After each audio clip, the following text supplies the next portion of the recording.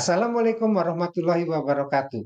Saya pribadi Setianto mewakili tim kami menyampaikan materi statistika ekonomi dan bisnis untuk materi distribusi probabilitas. Materi ini selain berdiri sendiri sebagai pembahasan seputar probabilitas, juga mewakili cabang statistika berikutnya, yaitu statistika inference, menarik kesimpulan tentang populasi berdasarkan hasil sampel. Mari kita mulai. Cakupan materinya adalah sebagai berikut. Pertama adalah tentang pengertian dan atribut.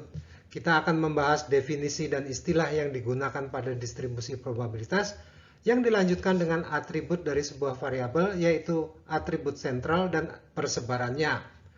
Kemudian tentang distribusi binomial sebagai distribusi teoritis variabel diskret. Ya, kita akan membahas berbagai distribusi probabilitas teoritis. Distribusi probabilitas teoritis merupakan model matematis untuk mendekati dunia nyata berdasarkan asumsi-asumsi yang masuk akal. Pembahasan dilanjutkan dengan distribusi Poisson.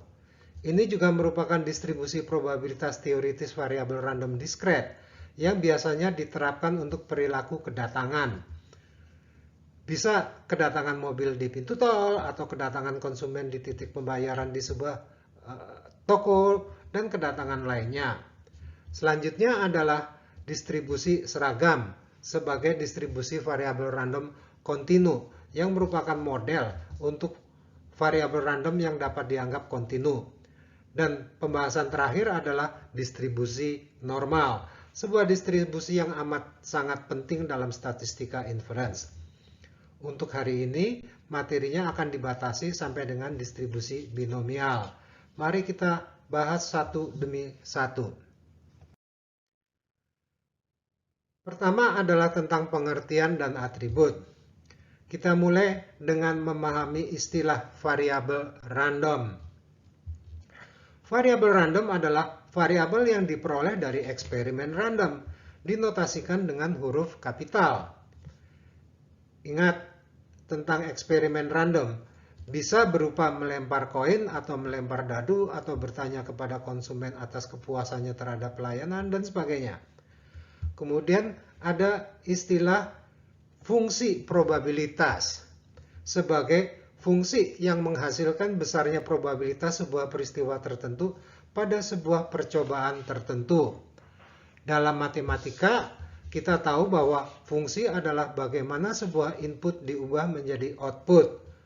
Pada bidang yang sedang kita pelajari, fungsinya memberi kita nilai probabilitas input tersebut. Pada pelemparan sebuah dadu, maka kita dapat memberi input sisi nomor 3 pada fungsi, maka kemudian akan menghasilkan output 1/6. Sehingga kita menyimpulkan bahwa probabilitas mendapat sisi nomor 3 dari pelemparan dadu bersisi 6 yang seimbang adalah sebesar 1/6. Demikian pula bila kita beri input nomor sisi genap, maka fungsi akan memberi kita nilai setengah. Kita lanjutkan. Pengertian selanjutnya adalah tentang distribusi probabilitas yang diartikan sebagai distribusi dari berbagai kemungkinan hasil eksperimen random dengan masing-masing probabilitas kejadiannya. Bila nilai-nilai variabel randomnya diskret atau terbatas, 3 atau 5 atau bahkan 10, maka distribusinya dapat dinyatakan dalam bentuk daftar pada tabel. Namun, bila kemungkinan nilai hasil eksperimennya sangat banyak, maka tabulasi nilai dan probabilitasnya ke dalam tabel menjadi sangat merepotkan. Apalagi bila variabel randomnya bersifat kontinu.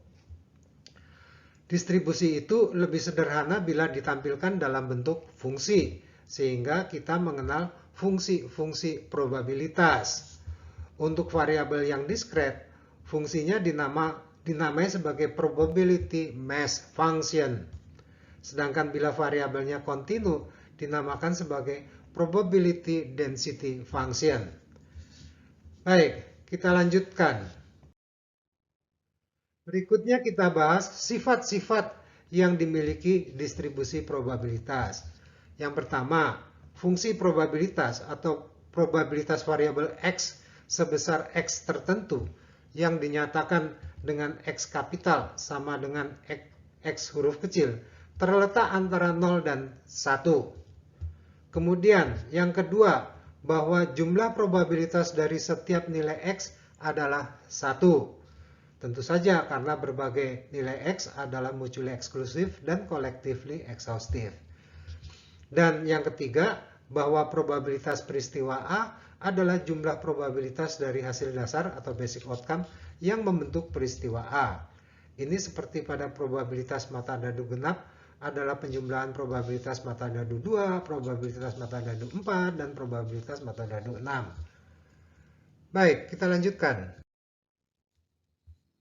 Berikut adalah beberapa contoh distribusi probabilitas variabel random discrete yang disajikan dalam tabel. Contoh pertama, distribusi probabilitas dari eksperimen random melempar koin dan variabel yang ingin kita amati adalah jumlah sisi kepala. Maka kita akan mempunyai tabel yang seperti ini. Silakan disimak. Ada variabel random jumlah sisi kepala hasil pelemparan sebuah koin. Berbagai kemungkinannya adalah bukan sisi kepala yang berarti jumlah sisi kepala adalah 0 dan sebuah sisi kepala atau X sama dengan 1. Berbagai nilai X tersebut ada di kolom 1. Masing-masing nilai X mempunyai pasangan probabilitas kejadiannya sebagai PXI di kolom kedua. Kebetulan masing-masing nilai-nilai X probabilitasnya adalah setengah. X besar 0 dan X sebesar 1 adalah mutually exclusive, maka tidak ada irisannya dan bersifat menyeluruh sehingga jumlah probabilitas mereka adalah 1. Mari kita lihat contoh lainnya. Kita lihat contoh berikutnya. Pertama adalah eksperimen random melempar dadu dan kita tertarik pada variabel random nomor sisi dadu. Mari kita susun daftar seluruh kemungkinan nomor sisi dadu yang hasilnya adalah demikian ini. Dengan masing-masing probabilitasnya adalah sebesar 1/6. Kita lihat contoh berikutnya dari eksperimen random melempar koin sebanyak 5 kali. Dan kita tertarik dengan variabel random jumlah sisi kepala. Perhatikan, sekarang variabel randomnya adalah jumlah atau banyaknya sisi kepala hasil pelemparan koin sebanyak 5 kali. Maka nilai-nilai X adalah demikian ini. Perhatikan, banyaknya sisi kepala berangkat mulai dari 0, yaitu ketika tidak ada satupun sisi kepala. Bagaimana halnya dengan masing-masing probabilitasnya? Di sini kita akan mempunyai 2 pangkat 5 atau 32 kemungkinan hasil. Dengan jumlah sisi kepala 0 adalah bila hasil pelemparannya semua ekor, yang merupakan satu saja dari 32 kemungkinan, sehingga probabilitasnya adalah 1/32 atau 0,0312. Nilai probabilitas yang sama untuk X sama dengan 5, atau hasil pelemparannya kepala, kepala, kepala, kepala, dan kepala. Untuk nilai probabilitas lainnya didapatkan dari penetapan fungsi probabilitas yang sesuai untuk kasus ini, yaitu fungsi probabilitas binomial yang akan menjadi pembahasan setelah pengertian dan atribut ini. Materi berikutnya berupa atribut distribusi probabilitas akan disampaikan pada bagian 2 dari rangkaian video ini.